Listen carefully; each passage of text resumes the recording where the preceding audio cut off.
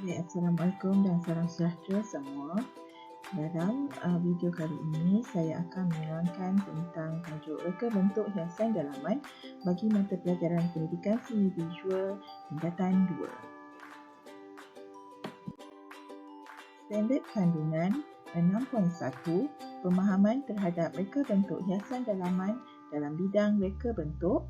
6.2, eksplorasi dan aplikasi pengetahuan dalam penghasilan lukisan, simbol dan peran lantai dalam reka bentuk hiasan dalaman.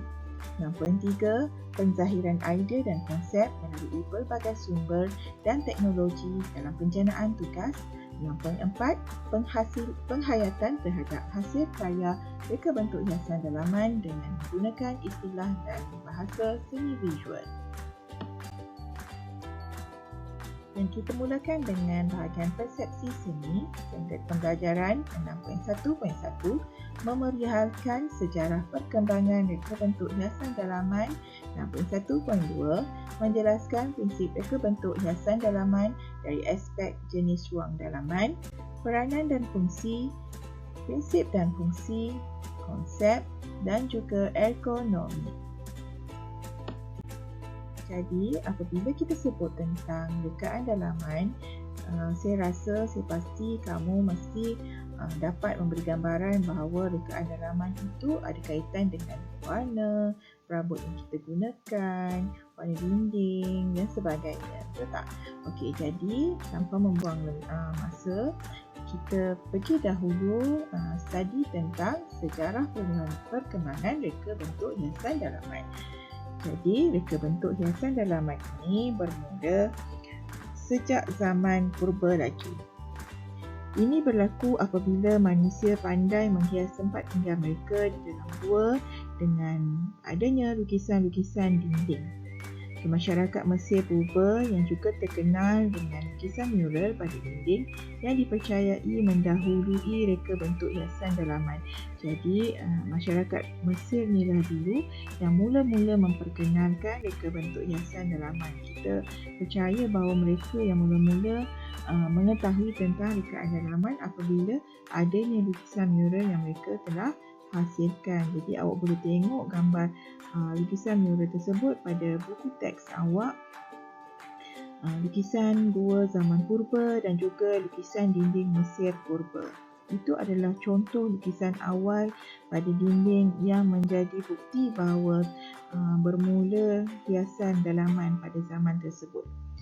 Okay, apabila orang Rom dan Greek pula menguasai Mesir, mereka pula memperkenalkan tiang pilar, basuh dan juga lukisan sebagai hiasan.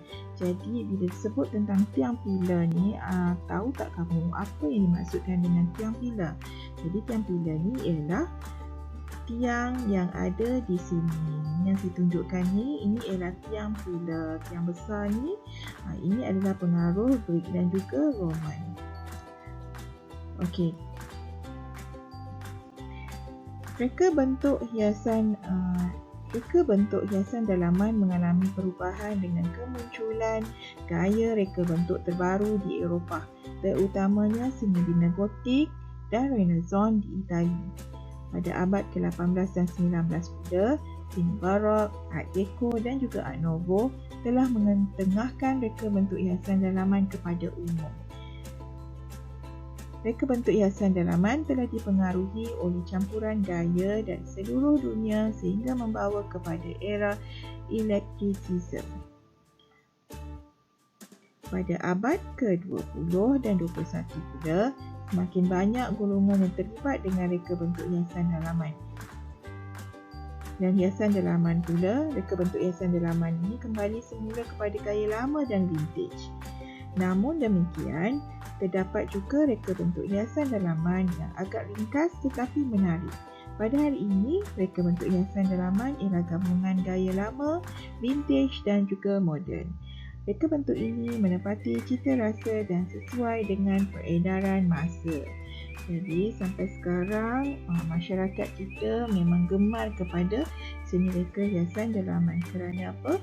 Kerana dengan adanya seni reka hiasan dalaman dapat memberikan ketenangan kepada kita untuk memiliki rumah yang kita diami. Okey, prinsip reka bentuk hiasan dalaman. Reka bentuk hiasan dalaman ada jenis-jenis ruang dalaman dia. Okay? Pelbagai jenis ruang dalaman bangunan dan setiap jenis ruang mempunyai ciri-ciri dan keperluan tersendiri. Ruang dalaman kita boleh bahagikan kepada 5 jenis, iaitu ruang kediaman, ruang pejabat, ruang bangunan perniagaan, ruang kesihatan dan juga ruang pameran. So, ruang kediaman awak tahu itu adalah ruang rumah kita, ruang pejabat, awak pun tahu ruang bangunan perniagaan, ruang kesihatan ni adalah bahagian klinik, hospital dan sebagainya. Manakala ruang pameran ialah tempat kita mempamerkan sesuatu. Okey, tahukah anda komponen ruang dalaman rumah terdiri daripada anjung, ruang tamu, ruang makan, ruang dapur, ruang kerja dan juga bilik tidur. Peranan dan fungsi. Peranan dan fungsi reka bentuk hiasan dalaman bergantung kepada jenis ruang dalaman tersebut. Berikut adalah antara peranan dan fungsi reka bentuk hiasan dalaman sesebuah bangunan. Antaranya ialah yang pertama, pastilah peranan dan fungsi dia untuk mencantikkan ruang dalaman. Bila kita buat hiasan dalam sesuatu ruang, pastilah tujuan kita untuk mencantikkan ruang tersebut. Kemudian, yang kedua ialah menjadikan ruang yang sempit kelihatan lebih luas. Jadi, dengan adanya penggunaan perabot yang sesuai, penggunaan warna yang sesuai, so ruang yang sempit akan kelihatan lebih luas. Kemudian, menjadikan rumah yang murah kelihatan lebih mewah. Bukan sahaja nak menghias ni kita perlukan modal yang banyak, tetapi kita boleh juga recycle kan, untuk menjadikan rumah yang murah kelihatan lebih mewah dengan menggunakan kreativiti kita sendiri. Memberi keselesaan kepada penghuni dan pengunjung. Jadi bila kita menghias rumah ataupun sesuatu kawasan, dia dapat memberikan keselesaan kepada penghuni dan juga pengunjung sesuatu kawasan tersebut. Mengelakkan kebosanan kepada penghuni dan pengunjung. Peranan dan fungsi yang terakhir ialah mengelakkan kebosanan kepada penghuni dan pengunjung. Dengan adanya hiasan dalaman ni, mata kita akan selesa, hati, perasaan kita akan selesa untuk berada di kawasan tersebut. Jadinya kita boleh mengelakkan rasa bosan.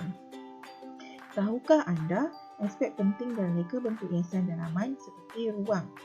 Ruang penting untuk memberi keselesaan. Yang kedua ialah pengudaraan. Pengudaraan tu penting, perlu ada pengaliran udara dalam sesuatu kawasan. Contohnya dalam rumah, dalam bilik, mesti ada tingkap untuk pengaliran udara. Udara keluar masuk supaya bilik kita tidak berbau kan. Kemudian aspek yang seterusnya ialah pencahayaan. Pencahayaan, kedudukan tingkap, pintu dan lampu perlulah selari untuk kita untuk memberikan pencahayaan terhadap kawasan sesuatu tempat, contohnya bilik, ruang tamu, dapur dan sebagainya. Kemudian warna, penggunaan warna dapat menimbulkan keselesaan. Contohnya di ruang tamu, kita perlukan warna-warna yang selesa dengan kita. Contoh kita masukkan warna biru laut, kalau ikut tema yang kita ingin ketengahkan. Warna ini berdasarkan tema yang kita ketengahkan. Kemudian skala. Skala ni skala bilik, perabot dan sebagainya supaya sesuatu kawasan tersebut kelihatan lebih harmoni. Dan terakhir sekali ialah aspek susun atur ataupun kedudukan objek yang kita letak, contohnya sofa, TV, pasu bunga dan objek-objek yang lain perlulah disusun dengan kedudukan yang teratur. Kita beralih kepada prinsip dan elemen dalam reka bentuk hiasan dalaman. Prinsip dan elemen menjadi tunjang reka bentuk hiasan dalaman. Berikut adalah antara 6 prinsip yang patut kita patuhi, iaitu yang pertama, imbangan, penegasan, harmoni, kesatuan, kepelbagaian dan juga kontra. Manakala elemen reka bentuk hiasan dalaman pula terdiri pada elemen semula jadi, jegat dan juga elemen manusia. Dan kita pergi kepada prinsip hiasan dalaman yang pertama, iaitu imbangan. Apa dia prinsip imbangan dalam hiasan dalaman ni? Terdapat dua jenis prinsip imbangan, iaitu imbangan simetri dan juga imbangan tidak simetri. Imbangan simetri dalam hiasan dalaman ialah di mana objek yang sama diletak secara berulang pada kedua-dua belah. Awak boleh tengok pada gambar rajah yang saya sertakan, gambar rajah yang di bawah ni, di mana penggunaan sofa terletak pada bahagian kiri dan kanan. Anda juga boleh lihat ada penggunaan lampu di kiri dan kanan, di bahagian belakang dan juga di bahagian depan. Jadi bila kita letakkan garisan aksis di tengah-tengah ni, kita dapat lihat bahawa kedua-dua belah adalah sama dan berulang. Manakala imbangan tidak simetri pula adalah objek berbeza yang mempunyai daya tarikan dan berat secara visual yang sama. Anda boleh lihat pada gambar rajah yang di atas, di mana penggunaan image yang ataupun objek yang tidak sama. Tetapi dia masih lagi mempunyai visual berat yang sama, iaitu sofa di sini berlainan bentuk, manakala ada dua sofa di sebelah kiri yang seolah-olah ada berat yang sama, cuma bentuknya sahaja yang berbeza. Jadi ini dinamakan sebagai imbangan tidak simetri, manakala gambar di bawah adalah gambar imbangan simetri. Kemudian kita beralih kepada prinsip hiasan dalaman yang kedua, iaitu penegasan. Penegasan lebih menjurus kepada pemusatan fokus, iaitu objek yang penting yang ingin diberi tumpuan. Maksudnya bila kita tengok satu ruang tersebut, mata kita akan tertumpu kepada objek tersebut terlebih dahulu kerana ia menjadi fokus mata kita. Fungsi penegasan adalah untuk menarik perhatian dan memberi fokus. Jadi kita tengok pada gambar rajah yang pertama di bawah ni, bila kita tengok ruang yang ini, maka mata kita akan tertumpu kepada bahagian yang berwarna biru ini. Jadi ini adalah merupakan satu objek pemusatan ataupun fokus penegasan kepada mata kita apabila kita masuk kepada ruang ini. Selain daripada itu, tekstur ataupun jalinan yang terdapat pada dinding ini juga merupakan satu daripada penegasan yang boleh diketengahkan dalam ruang tersebut. Kemudian kita tengok kepada ruang yang kedua, di mana objek yang tengah-tengah ni tempat bakar api tu. Ini juga adalah merupakan satu daripada fungsi penegasan yang ada dalam ruang tersebut. Jadi bila kita masuk ruang ini, mata kita akan fokus kepada objek di sini terlebih dahulu. Itu yang dinamakan sebagai penegasan. Dan kita beralih kepada prinsip yang ketiga, iaitu harmoni. Keharmonian perlu diselaraskan dari segi tema, suasana dan juga gaya. Ianya turut melibatkan susun atap perabot, warna cat, tingkap, lantai, siling dan aksesori dalam sesebuah rumah. Sesebuah ruang. Kalau kita tengok kepada gambar rajah yang di sini, gambar rajah ini putih, serba-serbi putih. Dan bila kita tengok ruang tersebut, kita rasa damai, tenang dan dia boleh menimbulkan harmoni daripada segi penggunaan warna perabot dan juga cat, tingkap, lantai, siling dan sebagainya, semuanya berwarna putih. Jadi itu telah menunjukkan ruang yang harmoni. Kemudian yang seterusnya ialah gambar rajah yang kedua, di mana penggunaan warna orange pada dinding disamakan dengan penggunaan cushion dan juga selimut ke kain, langsir dan sebagainya, fabrik yang digunakan. Kemudian warna kapet dan juga warna perabot kerusi ini sama. Jadi dia bila kita masuk, kita dapat rasa tak ada sesuatu yang janggal pada ruang tersebut. Jadi ia adalah ruang yang lebih harmoni. Harmoni dan juga prinsip yang seterusnya ialah kesatuan. Harmoni dan kesatuan sangat berkait rapat. sesuatu ruang memang menitik beratkan ruang yang harmoni dan juga kesatuan. Kalau dalam bahasa Inggeris kita panggil sebagai unity, harmony and unity. Dia tidak boleh dipisahkan. Dia saling berkait rapat dan lebih kurang sama. Okey, apa dia kesatuan? Kesatuan dapat dilakukan dengan menggabungkan elemen-elemen reka bentuk hiasan dalaman secara harmoni. Okey, ada penggunaan perkataan harmoni di situ. Maksudnya kita gabungkan bentuk-bentuk ini secara harmoni, maka wujudlah kesatuan.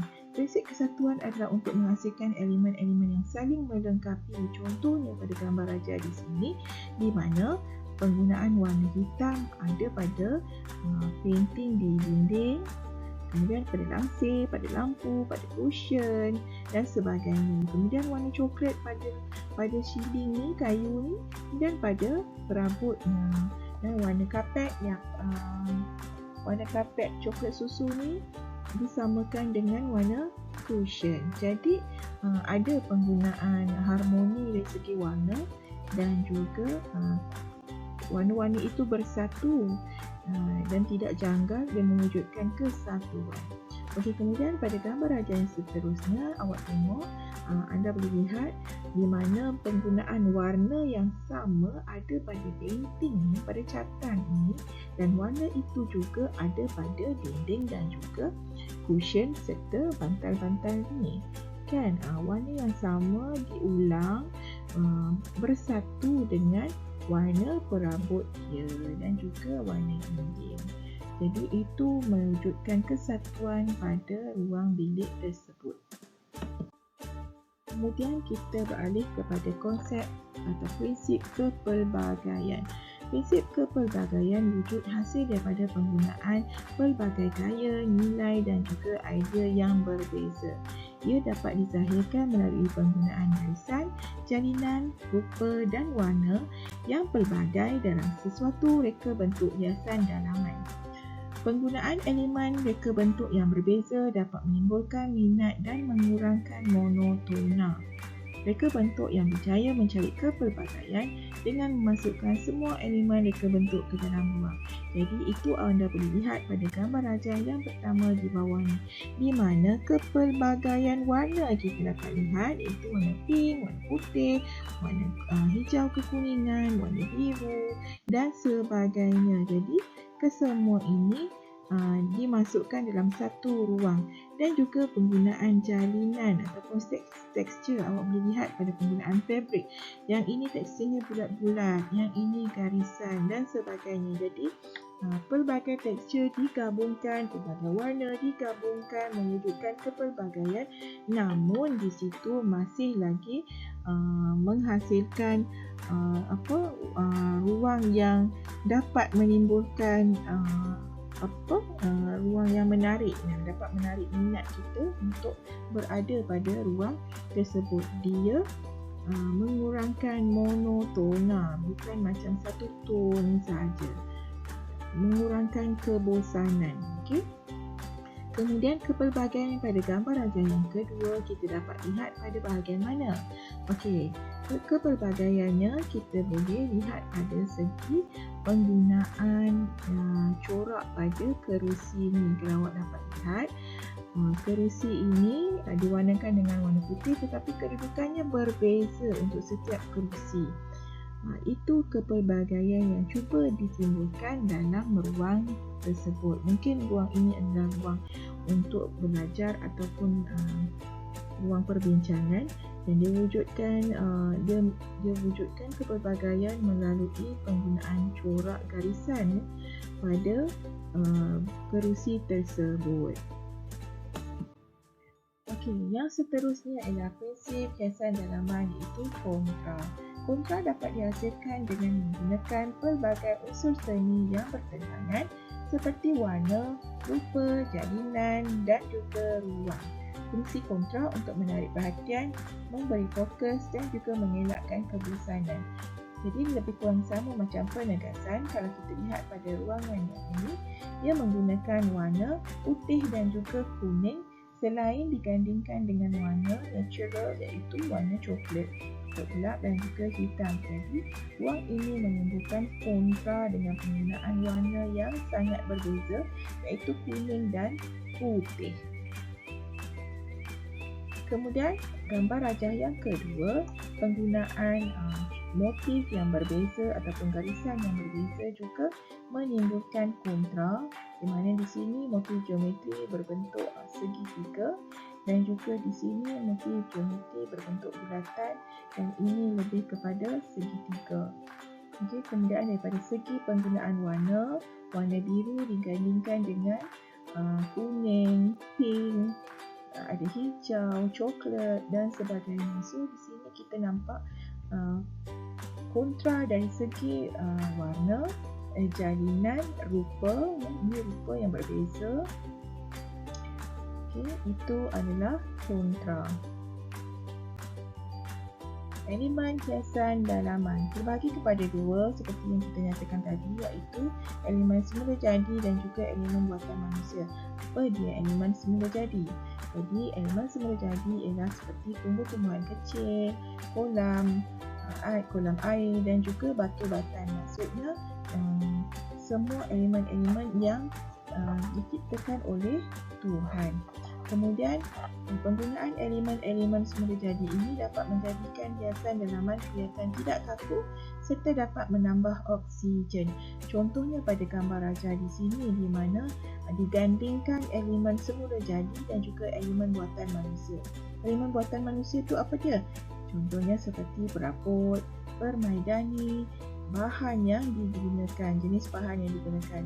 Selain daripada itu, lampu, hiasan dinding dan juga fabrik juga dapat menambah suasana keindahan hiasan dalaman. Contoh dalam gambar rajah ini.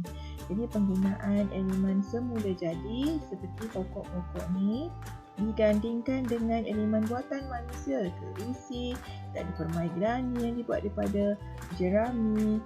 Yang ini pun pasu daripada anyaman mengkuang, kemudian perabot daripada perabot kayu, lampu dan sebagainya. So itu adalah gabungan antara elemen semula jadi dan juga elemen buatan manusia yang pasti ada pada setiap ruang rumah kita.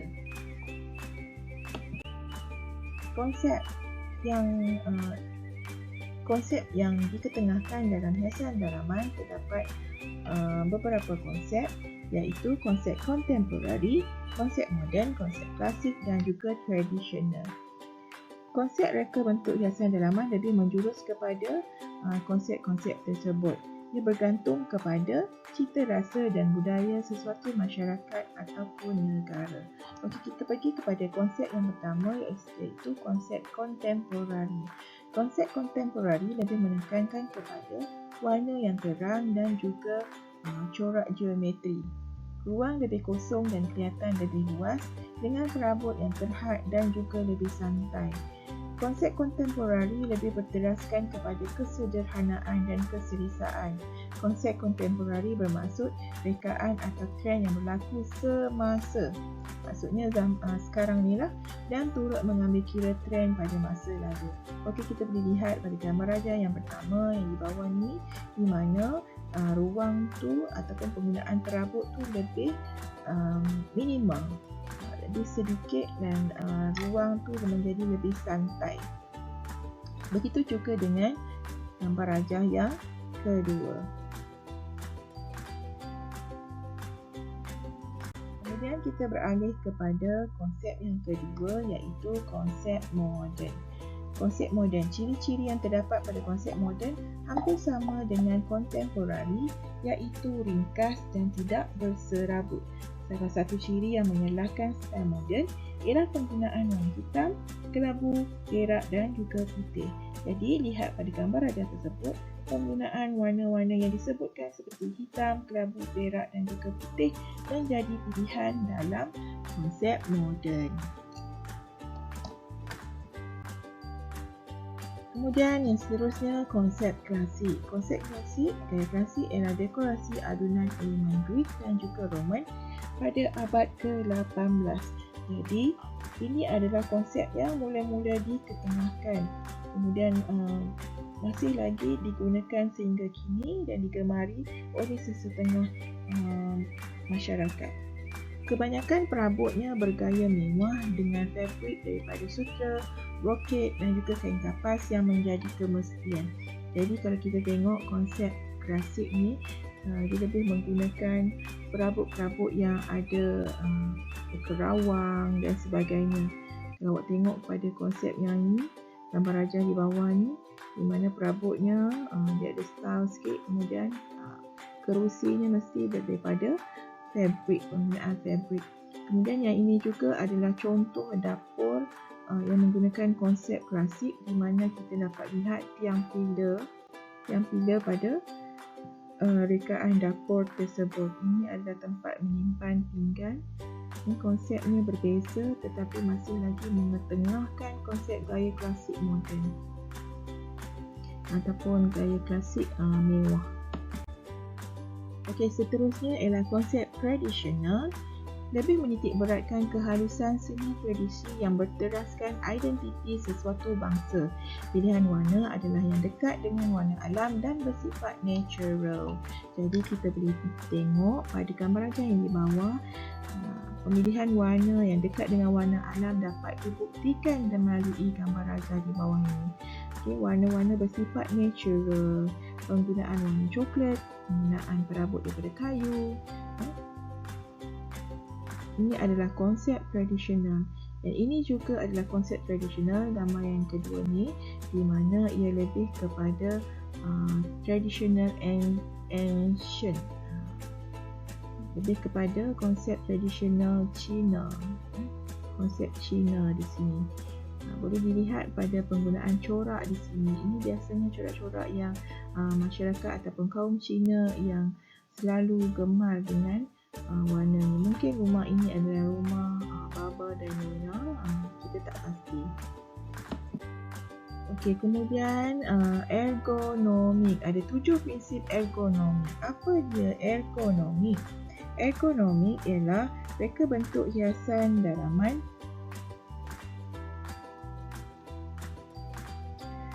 Ergonomik ialah reka bentuk hiasan dalaman yang dapat menghasilkan tempat tinggal yang menyeronokkan dan juga selesa. Terdapat 7 prinsip ergonomik dalam reka bentuk hiasan dalaman. Yang pertama ialah penggunaan yang saksama, iaitu boleh dipasarkan kepada semua peringkat umur, jenis dan kebolehan. Jadi mungkin di sini ialah di mana apabila kita menghasilkan sesuatu reka bentuk hiasan dalaman, kita boleh memasarkan desain kita tersebut kepada pelbagai peringkat umur dan juga jenis dan juga kebolehan. Flexibility dalam penggunaan, iaitu pelbagai pilihan dan kebolehan individu.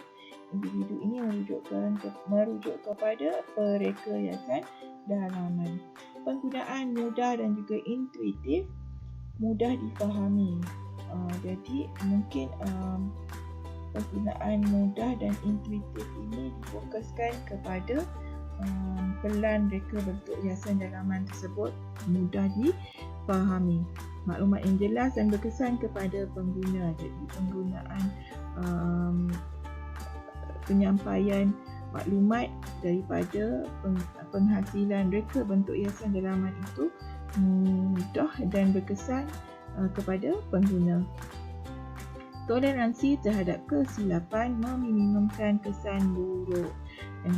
Yang keenam ialah tenaga fizikal yang rendah yang digunakan secara cekap dan selesa, dan akhir sekali ialah saiz dan ruang yang sesuai yang memudahkan pengguna mencapai kepuasan bagi sesuatu rekaan dalaman.